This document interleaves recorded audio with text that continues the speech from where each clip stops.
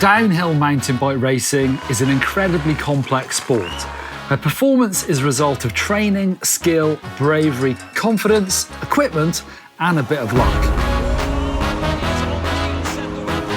But it has a very simple way of measuring success. The shortest time from start gate to finish laser beam wins. Bike and rider need to work together like a well-oiled machine. Now imagine for a minute you're a bike brand with an 80+ year history of building bikes on and off-road for things like fun and adventure. Things we all want from a bike, right? But also a brand with a rich history of proving those bikes at the elite racing level. From Tour de France stage victories to cross-country Olympic gold to race wins at the Enduro World Cup and e-Enduro. But now you've come to the very ambitious decision that a top-tier downhill mountain bike race team is the next great move for the brand. But there's a problem. You don't even have a downhill mountain bike in the range. In fact, the brand has never even made one before. So you've got a team ready for the season with some of the world's best downhill racers. In fact, one racer with 9 World Cup wins to her name. You're going to need a downhill bike, and a good one.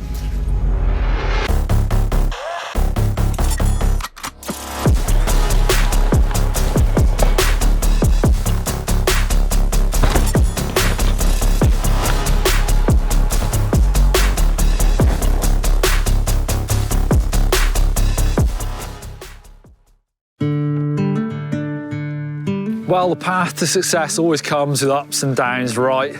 And pressure, but fortunately Orbea have got the passion for it and they've had huge success with golds at world and Olympic level in cross country and World Cup wins in Enduro and e-Enduro. So now the passion turns to the downhill racing pits and they brought on the FMD Racing Team to make sure that effort is next level. Even the way that the business runs is unique for an international bike brand. Did you know that Orbea is a cooperative, meaning it is owned and run jointly by its members, the employees? It feels like a family affair where people really care about the company and the bikes, and it can feel like the passion is turned up to 11. And so the Rallon downhill project begins. Downhill racing is where mountain bikes travel the fastest, but also face the toughest forces, and it can be super varied. From the wooded fast track here in Bielsko-Biała, Poland, to the legendary rocks of Mont Saint-Anne. Bikes have to be versatile, but also tunable. World Cup Downhill is where we find most of the cutting-edge bike technology tested and proved. In a world of specialist racers, Martin Maes is in a very exclusive club of riders to win both a World Cup Enduro and World Cup Downhill race. The 28-year-old from Belgium is also an outlier, being a world-class gravity racer from the Low Countries of northwestern Europe.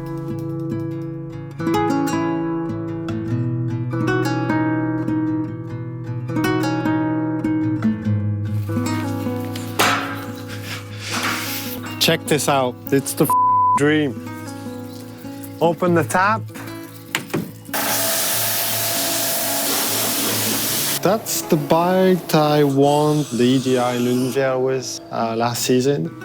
So it was the last race of the season. It was pissing down in the morning when we woke up on race day. And I was just so excited to go and play in the mud. Good way to finish off the season. What type of training do you do here in Belgium? Obviously, it's not the most mountainous place. Here at home, get 100, 150 meters of elevation. So you can still ride. You don't really get the length of a run like you would do at the World Cups. But to be honest, here in Belgium, the most I ride is my e-bike. Like I like to ride at least 1 or 2 times a week. My e-bike I ride often with my dad as well. I love to use the moto as well to replicate the intensity and the speed that you get enduro and downhill racing. So these are my proudest achievements since I started racing. The past 13 years racing downhill and EWS. My last EDR win last season in Luneville. Also my win in Leogang. Also my first World Cup, downhill World Cup win. That was so unexpected, you know, coming to La Bresse. I hope at some point at the end of my career, the 3 will be full. So how much different is a downhill run compared to a stage of enduro? So different. So different. In enduro, if you're able to ride the 4, 5 or 6 stages at 90% of your ability without making any mistakes, probably gonna come close to the podium, but in downhill, it's completely different. You know, you have way less time to make up your day. 3 to 4 minutes, that's where it all counts on Sunday. From the first second to the last one. Everything is in your head, calculated. Like in downhill, you know everything and your bike is ready for that run. It's full gas from the top to the bottom. For me, it's time for a change. It's time to discover new disciplines, to set a new challenge to myself. Martin has dipped his toes into downhill racing before, but he's previously raced in Enduro Rallon to 2 Enduro World Cup wins. You might already be familiar with the Rallon or Rallon name, as it's been around since 2004 as the longest travel Orbea bike on the market aimed at enduro. So now we are on R7, the 7th iteration of the Orbea Rallon, and it's now laser focused on the next level up of demanding riding and the longer travel needs of downhill racing.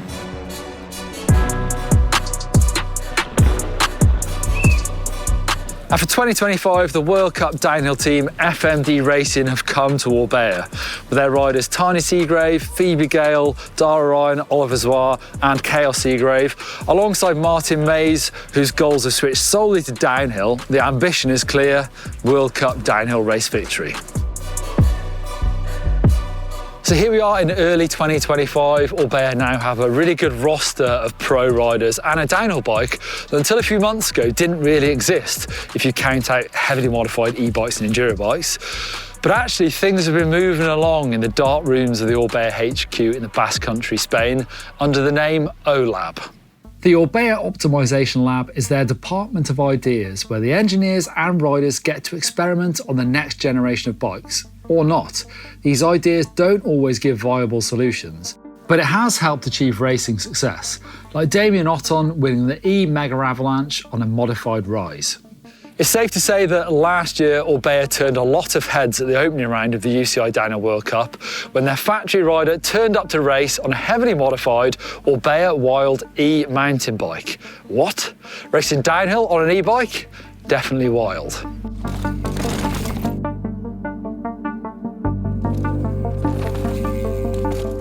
The way that it happens was very strange. You know, back in Leogang, I was in discussion with Inaki. I was like, look, enduro is not necessarily going the right way at the moment. And what do you think about going to down there next year? And he didn't have obviously any answer, but 2 weeks later we had another conversation. He was like, yeah, so let's start working all together to get that downhill bike ready for the 2025 season. The Rallon, which we rode in Lourdes, wasn't so much different than an enduro bike. It was just a different linkage. It was the same base, just with more travel. We could straight away be competitive, so that was a sign that an enduro bike wasn't too far off a downhill bike. The year after, Markel, the head engineers, came with that crazy idea of working on the downhill platform with the base of the Wild, which is the e-bikes from Orbea. At first, I was pretty skeptic and I didn't really understand the idea.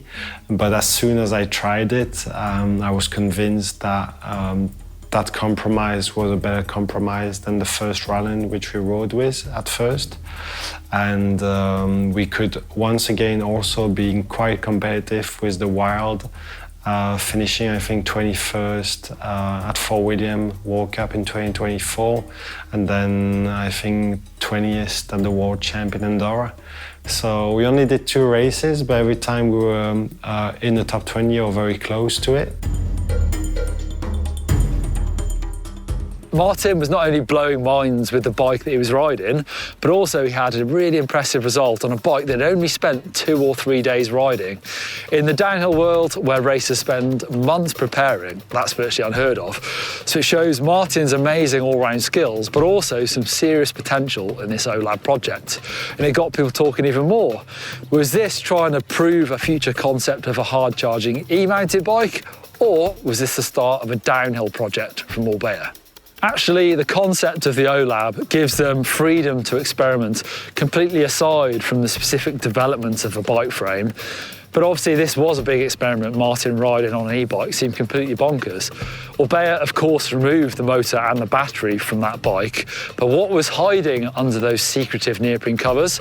Well, it turns out it was a really clever piece of engineered aluminium that held the bottom bracket in place. There's been almost 4 years of Martin trying different bikes with different prototypes, with geometries tested, suspension kinematics, anti-squat, pedal kickback, downhill performance and frame construction. What has seemed like a super fast turnaround in development of 2025, signing those big riders and not having a production downhill bike, this is actually a culmination of years of work to get to this point and have a Rallon downhill for the team to ride and to be on the market. So let's take a look at this. The first ever downhill bike from Orbea. The numbers will look familiar to downhill race fans. 200mm of suspension travel front and rear. Mixed wheel size, 29 front, 27.5 rear. But downhill racers are a bunch of misfits, or should I say individual characters. From their tattoos to their riding styles, no downhill racer looks the same on the bike. Add to that the wild variety of racetracks on the circuit, and that has meant that tunability has become a priority. Let's start with the suspension kinematics. That is how the suspension reacts as it goes into the travel, and it's a massive factor of how the bike rides and how hard it can be ridden. From traction to support to bottom out resistance, this bike can be tuned from progressive to linear using this shock flotation device. The leverage ratio controls how much the suspension compresses relative to the wheel movement. Anti-squat prevents the bike from sagging too much when pedaling hard. Anti-rise stops the rear suspension from extending too much when braking hard. There's a 478mm reach on a size large, and the head angle can also be tuned by 0.75 of a degree, either way with a headset cup. There's a 450mm chainstay for the racers, but you can also spec a 442mm if you want a more playful bike, and you can add weights. Yes, something they learned from the wild downhill project with Martin Maes was that by adding certain weights, it can reduce their downhill times. And this, the production bike, has that opportunity to add a 395 gram weight, a 93 and a 95. From track to track, it's super easy if you want to add weight to give your bike a more planted feel, or take it away if you want that bike to react and accelerate quicker.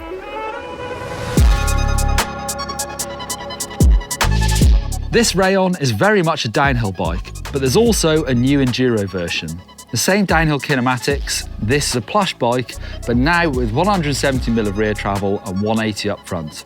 It's optimised to work with electronic shocks to give the downhill kinematic and make it work for the rough, fast enduro descents, but then firm up quickly without the need for the rider to do anything. It's got Orbea's steep and deep geometry with a short seat tube and enough insertion for all sizes to run a 240mm drop seat post. The enduro bike can run full 29 wheels with a swap of the shock links. Also, not only can you change the kinematics with different bolt placement on the enduro bike, progressive or linear like the downhill options, but also high and low bottom bracket that adjusts it by 7mm. Different shock hangers make use of a shorter stroke shock to bring the rear travel down.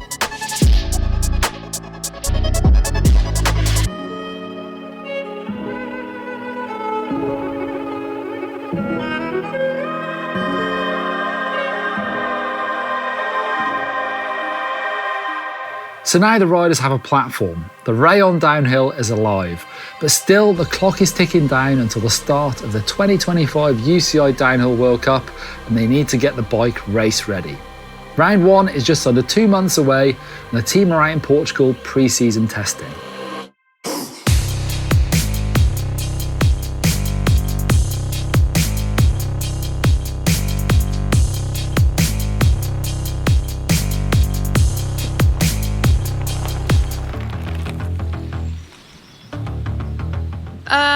So this is test camp number 2 with the entire team, where We're just trying to get comfier on the bikes, but mostly we're here for suspension testing, so trying to get that dialed.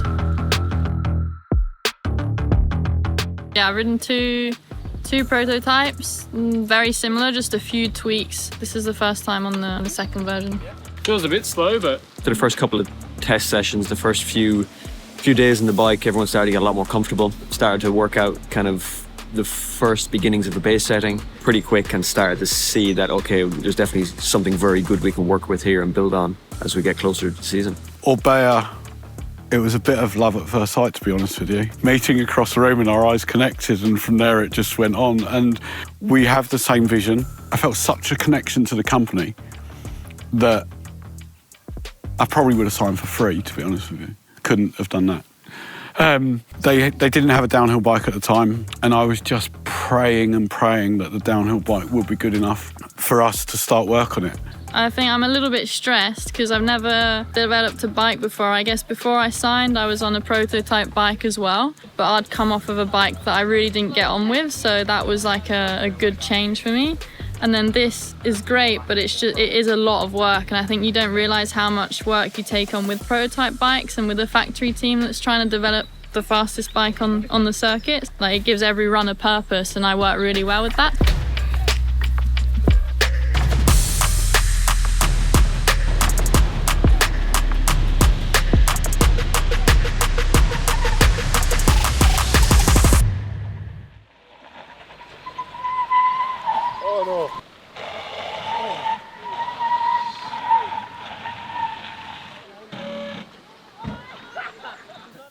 The rider setup for a new bike is really hard to work on, and you need such a good relationship with the rider to be able to kind of understand that and work on it well. You're very blacked out. Yeah, I know. I thought it was going to be really wet today, and then tomorrow's the wetter day. When Tani gives me feedback, I know what to do to translate that into something that then works for her setup, but it's not necessarily feedback that you could hear and just go, okay, this is what needs doing. So every rider kind of has their own language they speak that you have to learn. That's some good bouncing? Yeah, very good. Very scientific. Like, I wasn't going like up, I wasn't getting pushed like up, you know? It was really pushed in. Yeah, I would probably say it's like maybe 3 rounds of compression. What do you reckon? 3 rounds of compression? It's 2 options we have anyway. We start with just a guess, right? This might be good. It's kind of similar to what we used to ride before. These are the changes, go ride it, tell me what you feel. And it's that over hundreds of runs that you then slowly fine tune it, and kind of, you end up with a real broad setting, and you're trying to get it into a nice point where you can then use that as your base setting that you then change slightly for race to race, basically. So all of the riders are basically still working with the same mechanics they've been working with now for anywhere from 2 seasons to 5 or 6 seasons in Tani's case, trying to make a little holy trifecta between mechanics, Orbea, and the riders. So 5 to 4 years ago, we saw that the gravity categories were evolving. We were racing at enduro at that time, but we saw the need to be racing also in downhill. So when Martin joined to the team, that was a great opportunity for us to start racing in downhill. Downhill is the category where the bike are pushed to the mid limit, and it's also a great category in order to develop that knowledge we need in order to develop the best bike, not just for downhill, also for trail or even for e-bikes. This is going to be first Orbea downhill bike ever. Our goal is to have a competitive bike to offer the riders to win races in the World Cup. You never get nowadays a track that has only steep parts or only flatter parts. Let's say it's an addition of sectors which are all different. On the new Rallon, we are working with a weight that there are load under the shock bracket in order to have that flexibility to change the weight distribution based on the track? Yes, maybe when it's a little bit steeper, you might remove a little bit of weight because it's more demanding on the braking. But at the same time, you know, the 3 corners that you had before the steep section, the bike felt so much better with the weights on. So it's adaptation. You have to find compromises. To be light is not something the riders are looking for. So it's more to have a bike that responds to the rider need, and also a bike that have a good weight distribution, as low as centered as possible. We work hard, you know, to test, and I feel like the engineers are really receptive and they implement into the bikes. With the machine and the equipment that they have back at the office, the turnover can be really, really fast. That's why it's also a luxury to be able to work with a brand that have the capacity to do so. And I feel like Orbea is one of the biggest brands now in Europe, and the knowledge is just beyond everything that I've experienced.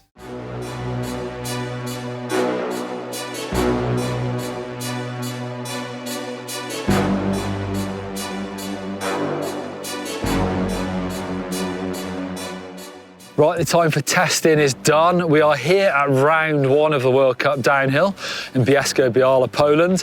Track here is fast. It's a really good mix of sort of natural and man-made, but it's also relatively short for a World Cup downhill, so the times are likely to be super tight. As ever, first round of the year, there are so many unknowns, whether your training has worked, all that bike testing, were you going in the right direction? No one really knows until that first time session of the weekend, but this is when the work really starts for the riders.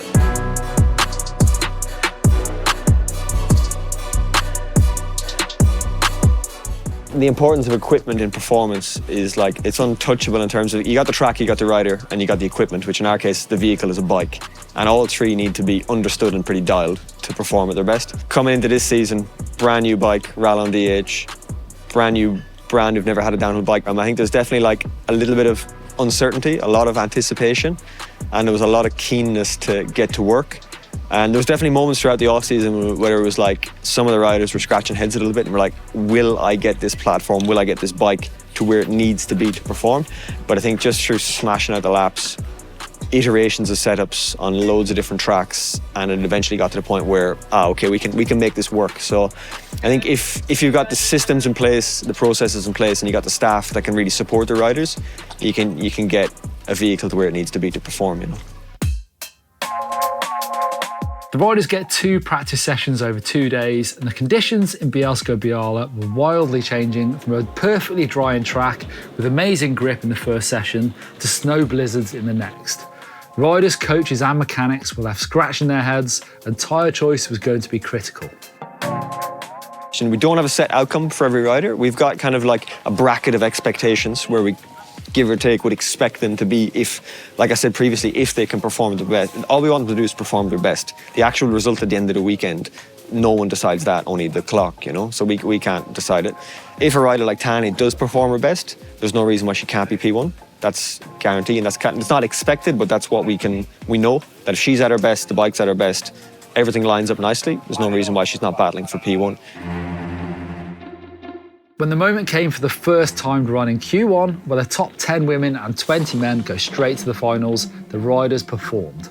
Tani slotted into second place, only 1.5 seconds off the top spot, and Martin safely threw in 15th without the nerves of having to go top 10 in Q2 to make it through.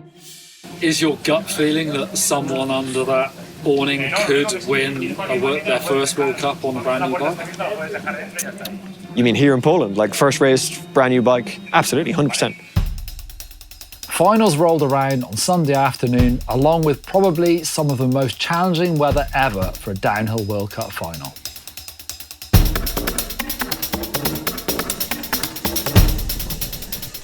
Martin Maes leaves the start hut, making the jump from the UCI Enduro World Cup to race downhill full time again.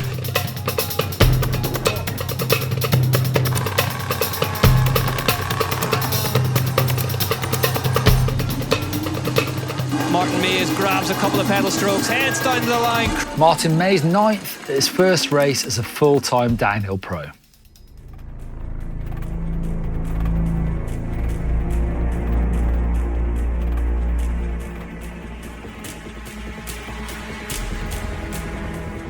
Tani Seagrave on that brand new Orbea. Is she about to get the Spanish brand off to a winning start in 2025? She's faster by 0.4 of a second. Tani Seagrave is up in impossible conditions here.